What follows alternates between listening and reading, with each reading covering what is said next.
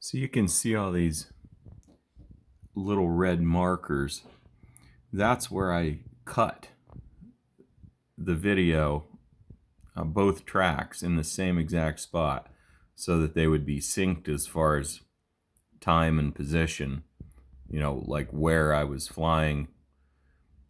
If I take one of these pieces and I move it,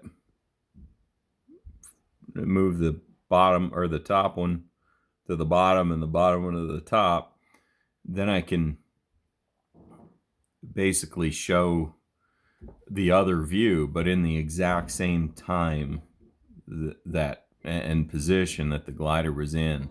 So you'd be able to see from the keel camera to the front camera instantaneously at the same moment when that switches over, so that you can see what the pilot sees. And that's a bit of a process to go through and try to find the good parts of the video that you want to save, and then basically clip out and throw away what you don't want.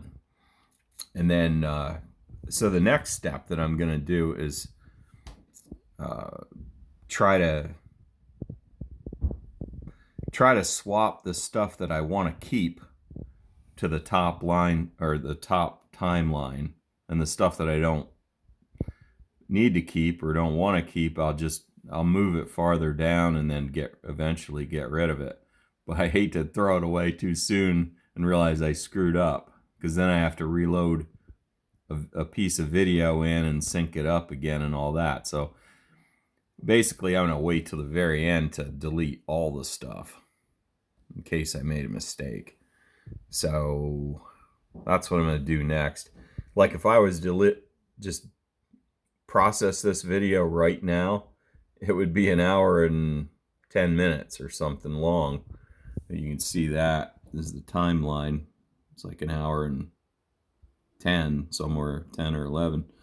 So that's too long for the average person to want to watch a video that long. But I may leave it that long at one version of it, because I mean it really doesn't cost you anything to leave a long video. It doesn't matter. But I'll make a short version of this too, so that I can, you know, have something that's, you know, maybe 5 or 10 minutes long, that's more watchable by more people. So, but somebody that's really into flying, they might want to sit there for a whole hour and watch this flight, and I might want to watch it for 1 hour later, but I don't want to watch it now for 1 hour. Hey, let me show you this. I'm not sure if I actually showed you what I was doing here with cutting these. So I want to cut this right here, and see that blue highlight? That means that I've selected that clip of video and that clip of video to be cut. So I can cut these simultaneously by using that, split into parts. So I'm going to do that right now. Now watch what happens. I'll click that, and voila, it's now split that right there. So what I can do then is should be able to move those two pieces right down. Yep. So that's what I'm doing. I'm cleaning this up. Yeah, so this next step I'm going to show you is, it might blow your mind a little bit, but I'm going to try to get rid of these bottom two tracks now, because that's the stuff that I sort of intend to delete. So I can hold the right mouse or left mouse key down and select this entire stuff at the bottom. Watch this. I'm going to go all the way across here, and I'm selecting all that stuff all the way across to there. Just by touching it with that rectangle, I've selected it. So let up the key then, and I don't have anything else selected there, so that's good. See that I'm not selected on any other stuff, just those bottom 2 rows. Now I'm going to zoom out all the way. So I am zoomed out all the way. What I'm going to do is grab this thing and I'm going to move it. Once I do this though, you know, if I needed to put this back, I could, but I'm hoping to be able to get rid of these. But I want to mash the top line together and see what the overall length of this video is. So I'm going to take this, grab it here, and I'm going to start moving this whole mess. Whoops, it's not letting me. I got to move this time window thing out some more and keep dragging this till I get it past.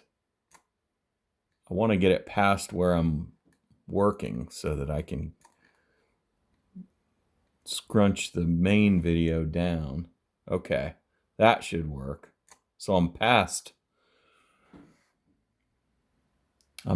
where the timeline of what I want to show ends.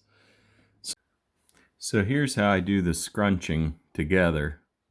I'll grab this right here and I'll screw it over there, and it'll bump up against that one and it'll lock right onto it.